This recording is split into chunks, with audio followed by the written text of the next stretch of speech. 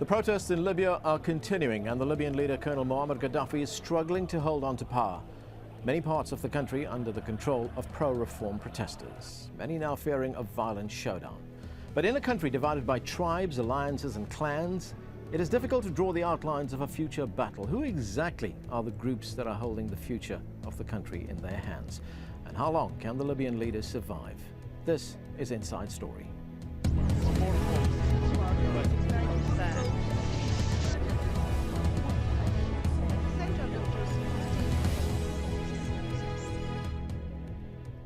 Hello and welcome to the program. I'm Anand Naidu. Let's start by taking a look at Libya's military. The army makes up 2/3 of Libya's military, but it's largely a symbolic force, numbering around 50,000. They're not very well trained or equipped. In fact, Gaddafi has tried to keep the military divided in order to prevent a coup, which is how he himself came to power in 1969.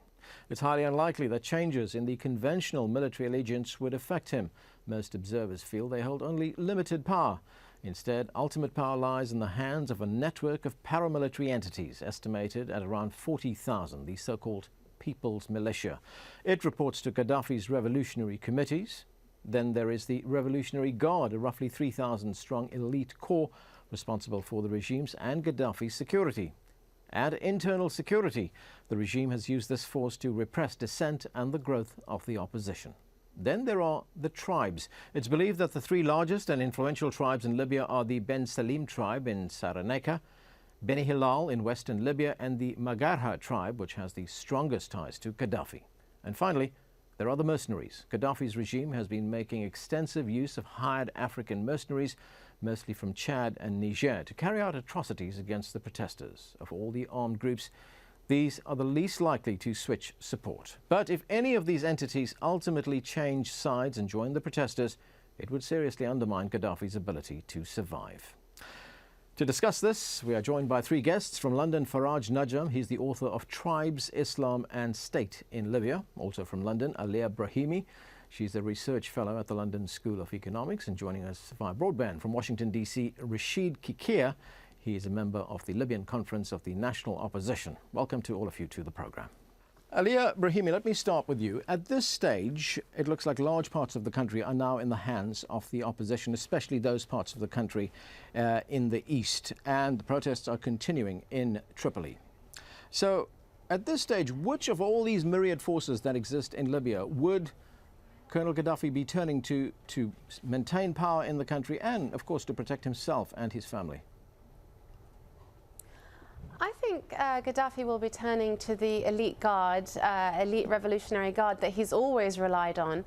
This is a highly ideological guard, but it's also a network of militias that actually have thrown their lot in with Gaddafi, politically and economically, and will in many senses be fighting for their own lives. So I think he's going to rely once more on these militias, and as you mentioned in the introductory segment, much less so on the army, which he's never historically held much faith in, and in actual fact seems to have deliberately weakened in order to prevent any form of rival base which might emerge to challenge him. So I think in the first place he'll be relying on his militias, and in the second place I think he'll count on the loyalty of parts of his tribe who for the same reason, who have also thrown their lot in with the regime and who are identified with Gaddafi's rule and who have a lot to lose if Gaddafi was to be ousted from power. Now, when you talk about the militias and his tribe, are they one and the same? Not necessarily, not as far as we know, but in actual fact some of the key security posts are thought to be staffed by members of his own tribe, but his sons actually, and I think we mustn't dwell too much on tribes. Of course, there have been some prominent defections, such as the Warfalla tribe of 1 million people almost. But the point is the reasons they gave, which were about Islamic ethics, about morality, and about their inability to continue an alliance with Gaddafi while he turns the instruments of the state against his own people. So I think there's potential for individuals or for subclans to make that judgment themselves. I don't think it's necessarily a tribal pattern we'll see. But there's also the element of his family, and we know that his son Khamis, who's done very well in the security forces, that's how he's defined himself, he seems to be in charge of a brigade known as the 32nd Brigade, or sometimes I've heard the 2nd Brigade, of 6,000 to 8,000 men. Right, I want to get to the family breakdown in just a moment, but let's go to Faraj Najam, who's in London. Mr. Najam, the Libyan leader has done something which neither the Egyptian leader nor the Tunisian leader, who both, of course, lost power, did, and that is use his air force against civilians. Now, who would be staffing that air force, and who would have made that decision to unleash the air force and strafe civilians during these demonstrations? Well, these pilots, some of them obviously are ideologue but also loyal to the regime, and some of them are fellow tribesmen to Gaddafi. We know that some of them have awakened conscious, and the like of those two airplanes which just fell just near Jazeera. One of them has the same surname as Gaddafi, so one of them just felt, you know, this is not right, and he didn't do it. He just let his airplane fall down and he jumped out of it. But there will be pilots from all over Libya, professional, but there are some hardcore committed thugs who would be willing to do just that for him. You say there are some who are hardcore, who would have undivided loyalty, but does that mean that there are some whose loyalty cannot be counted upon, that they could easily fly? Well, we have seen some of them fly their jets out of the country into other countries. Yes, well, the majority have defected to the people, to protesters, and the other ones who are economically, socially, tribally speaking, are connected and interlinked with the regime, and they know that if the regime is going to go down, Gaddafi to name one, they're going to go down with him. So they are hardcore committed thugs, just like him, and they wouldn't mind going it all the way. They feel that they've got their back against the wall, so they have no chance and no other choice but to fight to the end. But they are minority, I would say. Rashid Kikia, we heard just a moment ago Ali Brahimi talk about the role that Gaddafi's family plays in these militias. What do we know about this role? It would appear that each son in the family, those who are active in the family politically, have their own little militias. Yes, first of all, I would like to thank you for having me in here, and would welcome your two guests as well. Unfortunately, yes, Gaddafi does not trust no one. And the only people that he will trust, I guess, is his own sons. Plus, Gaddafi played a very, very, very big role with one of his closest people to him, which his name is Khalifa Hanish. And he was really, really on taking care of the affairs around the tribes in Libya. Gaddafi's number one is he's trying to get the loyalty for all of them to him. And basically, what we're looking at, and as far as I know personally, which my contact with other tribes, they are very, very understanding what kind of person he is. Plus, if we see even on the army itself, it has so many different tribes in it. And that's only because he wants to make a control that his family, that is the one who's holding the big positions. Though even some of the people that with him, they've taken a role, but they don't have a very effective role like his sons do. Faraj Najam, is there any reason to question the loyalty of even these militias, even those that belong to the family, the Gaddafi family? Is there any way that they could perhaps change their loyalties, change their allegiance, and join the protesters? Indeed, they would. I mean, if we were to give them a ladder to climb down on, they would. I mean, we've seen that in Benghazi, for example, a section of the Gaddafi tribe did denounce him and did distance themselves from him and his regime and his evil deeds. So the majority of the Gaddafi, they just don't know where to go, and they are really squeezed and between a rock and a hard place.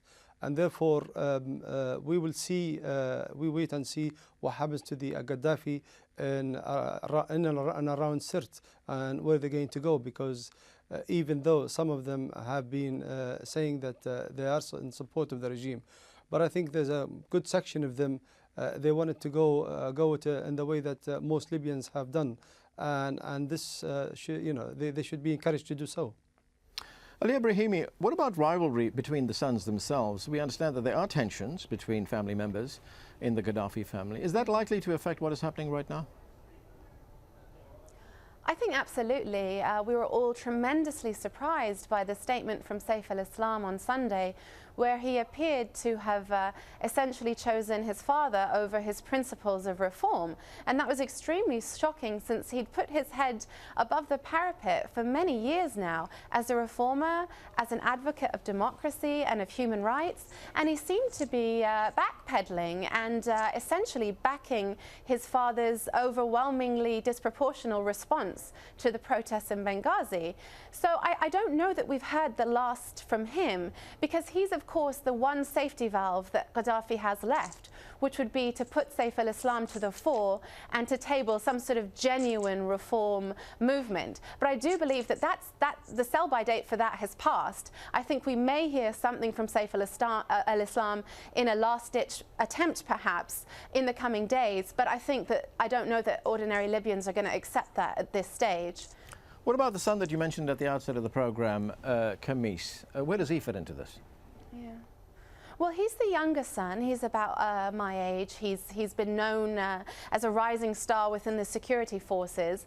And as I mentioned, he is said to command his own brigade, a highly loyal and very well-trained brigade of ideologically committed individuals. So I think that we can assume that he'd be making some sort of last stand with his father, and that he's someone that his father would very much rely on. Because let's not forget, while Saif al-Islam was very much touted as his father's successor for years, about a year and a half ago or 2 years ago that changed, and Khamis seemed to be the rising star within the Gaddafi family.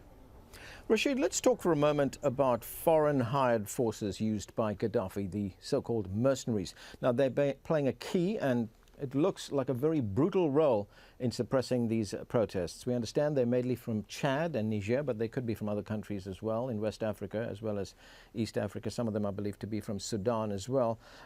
They, of course, would be motivated purely by money, so I would imagine it would be very difficult to persuade them to change sides in this. So ultimately, do they hold power in Libya at this stage?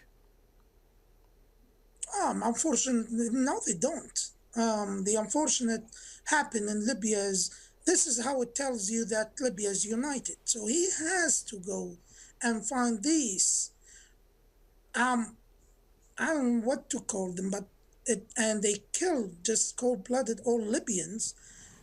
This is Gaddafi. This is his dream. This is the one. He's crazy. He thinks like he's gonna be the one.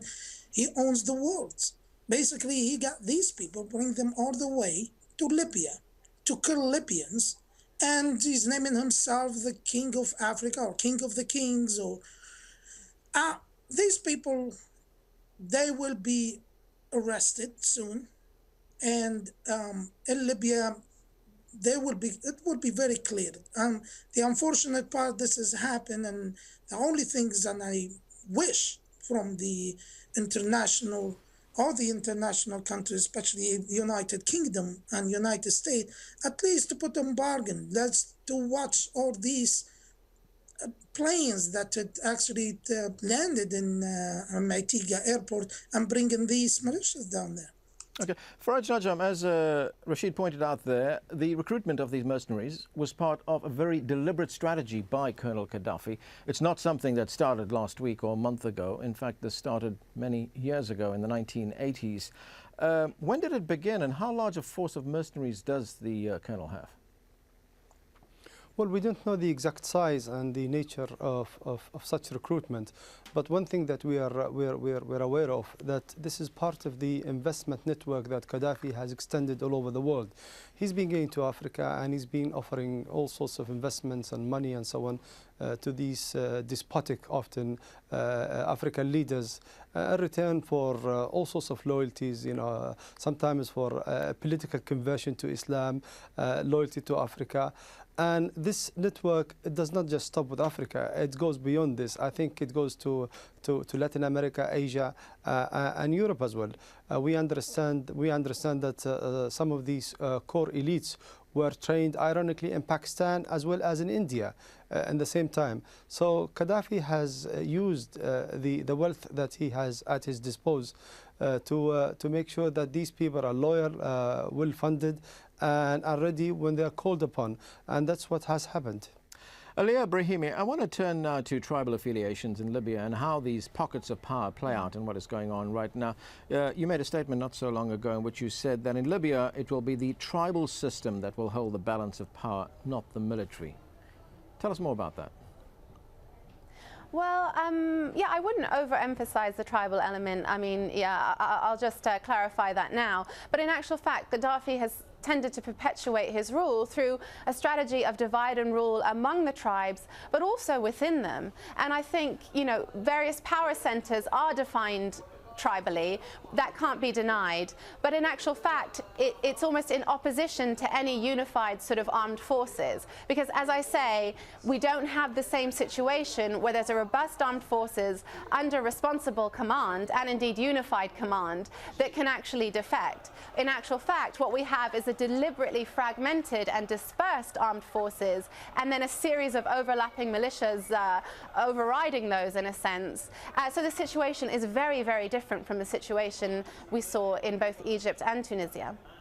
For Najam, as Aliyah points out there, we shouldn't be overemphasizing the role that tribes play in Libya. But during that speech that Colonel Gaddafi made on television on Tuesday night, I mean, he did make a point of saying that in Libya, all tribes support him. He said, all tribes support me. Was he being a little bit delusional there? Absolutely. Tribes are not going to be a major feature in future Libya. We know from history, and this is from a research I conducted myself, that whenever we have state institutions, we have the rule of law, and we have some sort of justice, economically, socially, and so on, tribes tend to take a second seat, back seat, and they don't play any role in the running of the affairs of the state. But Gaddafi, at this point, he's trying to rally the tribes because he has lost everything, but he has forgotten that he has lost the tribes as well. I mean, you've had all the tribes, starting from the tribes of the East, who were instrumental in dislodging the Italians and the Germans for the benefit of the Allies in World War II, and helping to establish the Emirates and then the Kingdom of Libya, to the tribes in the south who were with the French, dislodging the Italians again and the Germans from the south, but also importantly the tribes of the west, namely Warfella, Tarhuna, Musrata, and so on and so forth. And those tribes have come out publicly and made it very clear that Gaddafi, goodbye, we don't want you. There is one other card that tribal leaders could play, Rashid, and that is the control they have over the flow of oil. Last Sunday, the leader of the Al-Zawaya tribe, which is in the east, threatened to stop the flow of oil to the western part of the country unless the attacks on the protesters stopped. Is it likely that this, if they do stop the oil, that it would perhaps change the behavior of Colonel Gaddafi in Tripoli? I don't think so. Now, Zwaya, yes, they did, but changing the behavior of Gaddafi, no, that's definitely not. And I'm here on as Dr. Faraj, and of course he's very expert on this, and I read most of his book, and he's did a very good job on the research about the tribes in Libya and more.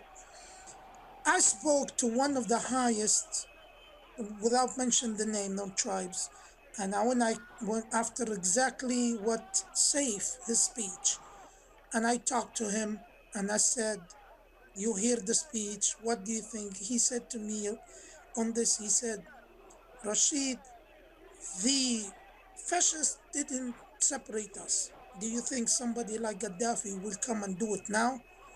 Libya is gonna be well. And I think the tribes, they have very, very, very good leaders. and they will guide Libya into a democratic country in God's will. Ali Brahimi, do you believe that to be the case? We know that Colonel Gaddafi has stoked rivalries between these different tribes. We know a lot about his divide and rule tactics, but is it likely that he could get to the point where he could set one tribe against the other? Well, I think the dividing lines are essentially going to be pro and anti-Gaddafi, pro and anti the status quo. And I think that's, you know, it all depends on what he can offer people. So in that sense, I don't think his situation is qualitatively different from any beleaguered autocrat who's making a last stand. But of course, I think he will exploit tribal allegiances. He always has. The Green Book itself, as a political manifesto, is essentially embedding tribalism. It's a call for tribal society and a tribal state. So in actual fact, we can expect him to do that. But really what this boils down to is people that are going to throw their lot in with him, and people that have decided that the writing is on the wall and it's time to defect.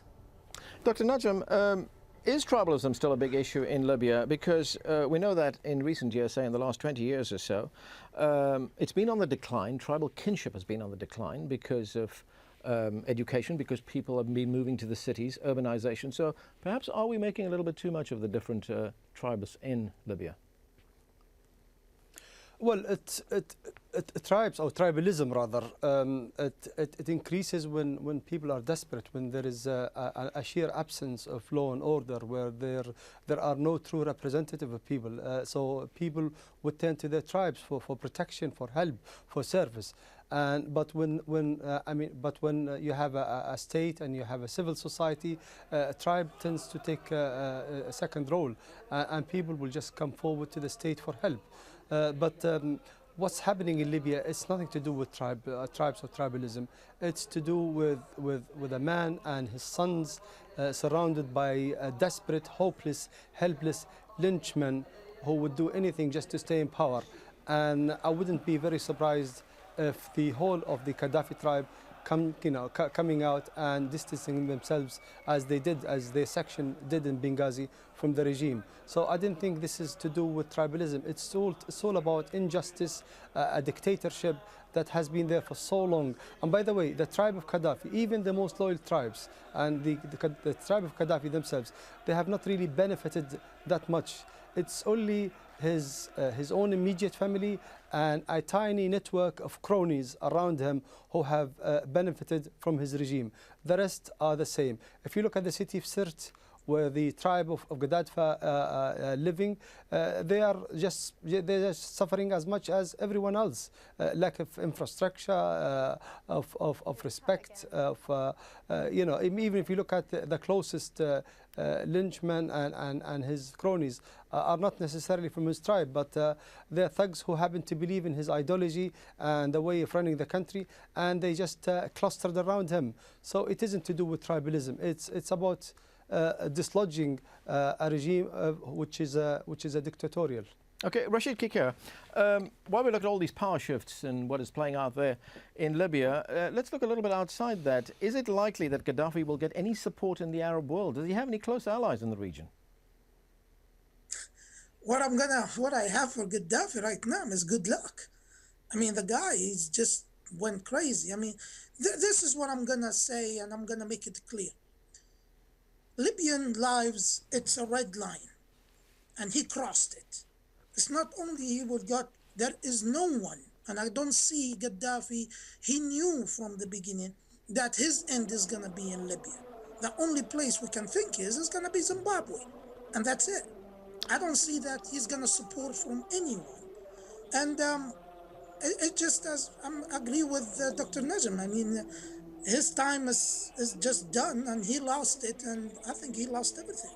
Okay, that's where we are going to have to leave it. Thanks to all our guests for joining us, Faraj Najam, Ali Brahimi and Rashid Kikir. And thank you for joining us on this edition of Inside Story. Of course, we welcome your comments and suggestions. Please email them to insidestory@aljazeera.net. From the team here, goodbye.